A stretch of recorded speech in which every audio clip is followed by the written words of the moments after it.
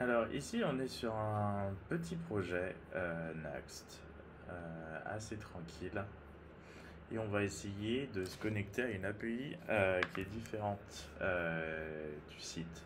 Donc ici c'est le site et on va dire que l'API c'est Tips, euh, Tips API. Hop, donc je n'ai fait que mettre quelques petites choses intéressantes, hein. Bcrypt Code, Totem, Express, Express Validator, PG, Sequelize. Mais je n'aurai pas besoin d'utiliser de ça. On va essayer de réaliser effectivement un call. Donc on va créer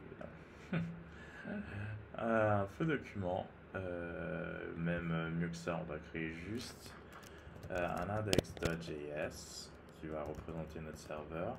Et on va donc dire qu'on a besoin d'Express parce que on va faire ça avec Express, require Express, app const app est égal à Express, parentheses, column.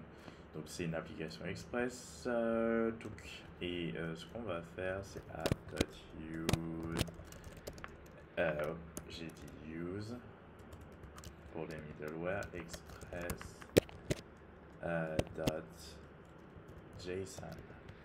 Comme ça, on peut effectivement faire des petites choses, create an Express application, Express function, top level function, bon bref, ça pour dire qu'on va pouvoir effectivement lire du contenu en JSON, envoyer du contenu en JSON, donc ça va être plutôt cool.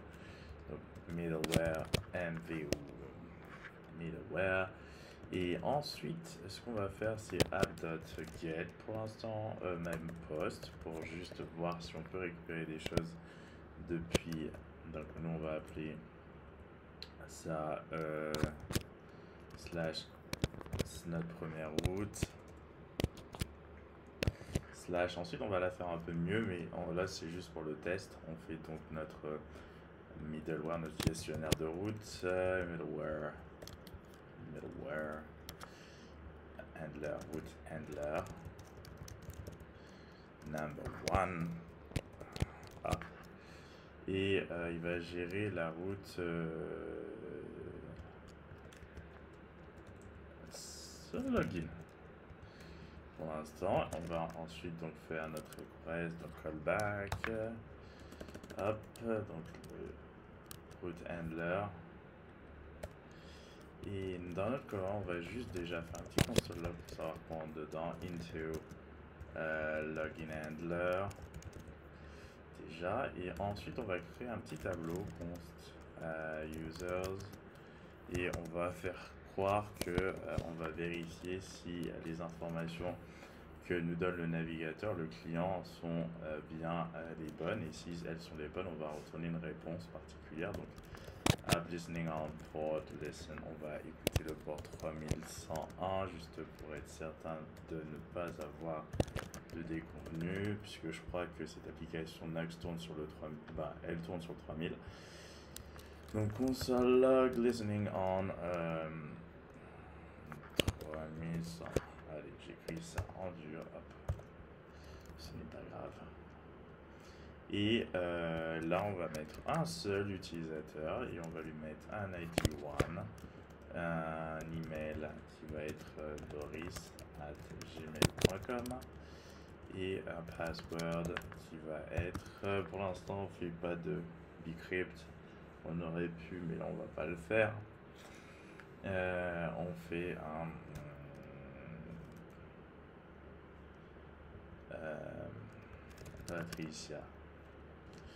Patricia. Ok.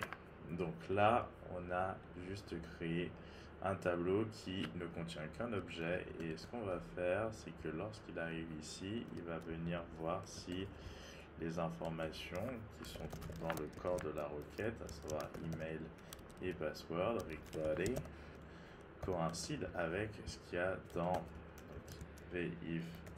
Alors users, filter, petite fonction de fit, user email est égal à email. Et ensuite, donc ça va nous redonner, et là ça va être plutôt un find qu'on va utiliser comme ça, user equal. Et si jamais il y a bien un utilisateur, si user et si jamais il n'y en a pas, plutôt s'il n'y a pas, on gère l'erreur 404, status code 404 avec un petit message en JSON, message user not found, up, et on return le true pour casser le programme. Et le truc, c'est qu'ensuite, si jamais tout se passe bien, reste, et on vérifie, en fait, on vérifie maintenant user, if user password est égal à password, alors là on va faire un return, s'il n'est pas, on va toujours gérer les cas d'erreur, en return en reste, status, non, c'est pas un 400, c'est 401, invalid info, invalid data, hop.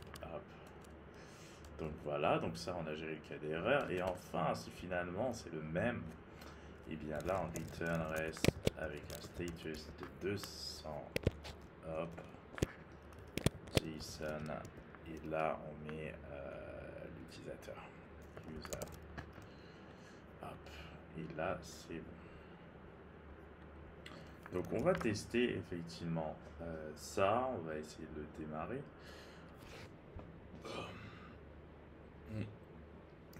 On va mettre cause parce que j'ai déjà allé. Alors,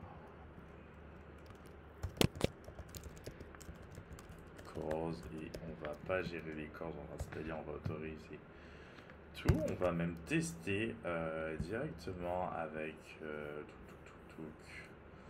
Insomnia, non, Post Agent. Donc on va tester ça. On va tester si ça fonctionne, le login, si ça nous renvoie bien notre info, et ensuite on va le tester, on va le brancher sur notre app front. Alors hop, open Postman, peut-être que j'ai pas Postman sur celle-ci, je sais pas, si, je pense que si, ou hop, workspace, Fruitify, on va rajouter tips, on va juste agrandir ça, on va mettre tips, et on va créer une nouvelle requête de type post, si je ne m'abuse, on va faire http localhost 2.3101/API/v1/login, et dedans, dans le body, on va mettre ça en JSON. Alors, raw, pardon, et ensuite en JSON. Et dedans, on va mettre donc email, puisque ça attend un email, et on va mettre boris@gmail.com. On simule en réalité le login, et là pour le password on va mettre Patricia puisque c'est ce qu'on a mis, et on va voir si ça fonctionne une fois qu'on a démarré le serveur. Donc là on l'a pas encore démarré, je vais ouvrir un petit truc comme ça, je vais aller LSD desktop, c'est des tips dash API cloud npm start. Je pense que j'ai mis effectivement, alors cause is not defined, donc j'ai pas chargé le paquet apparemment.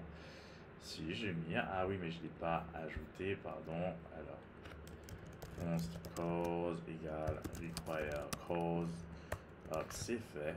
Donc là c'est bon. Alors app user, petite faute, et franchement là ça tourne. Et donc maintenant on va tester effectivement si ça nous retourne bien nos infos, et effectivement ça marche parfaitement, ça nous renvoie l'ID, l'email et le password. C'est ce qu'on avait prévu ici. Ça nous doit nous renvoyer user, et user contient effectivement toutes ces informations là. Par contre maintenant on va faire exprès effectivement de se tromper, et on va voir effectivement ce que ça nous provoque.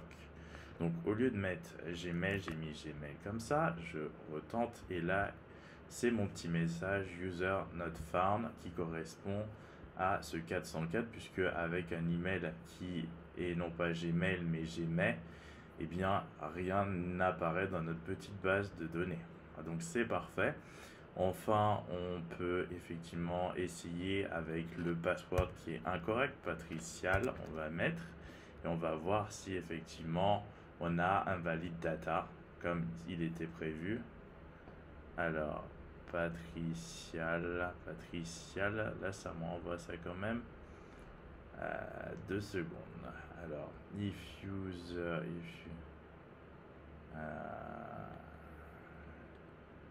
alors, if user, alors, invalid data, normalement, c'est de vraiment envoyer ça. Si ce n'est pas valide, if user pas égal à password. Alors, pourquoi ça me le fait pas? C'est un peu étrange. Je vais juste réactualiser.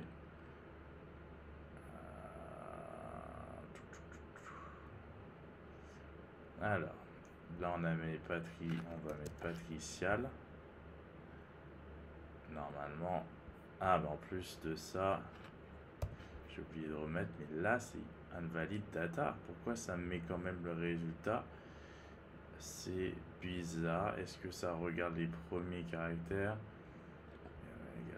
Password, password, Patricia. Pourquoi ça rentre pas dans ça? Invalid data, status 400. Alors c'est pas possible ça.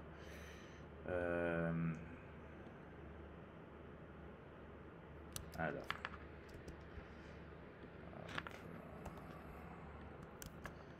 On va voir ça. Invalid data.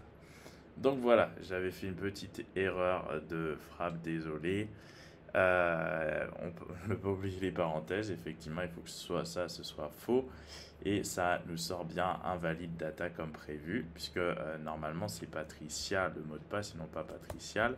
Si on met Patricia, ça va bien nous renvoyer ça. Si on met un email qui n'existe pas, ça nous enverra bien user not found. Donc c'est parfait, nos routes fonctionnent et les réponses sont celles qui sont attendues. Donc déjà pour une première vidéo, c'est pas mal. Je vais m'arrêter là et on va continuer dans une prochaine vidéo.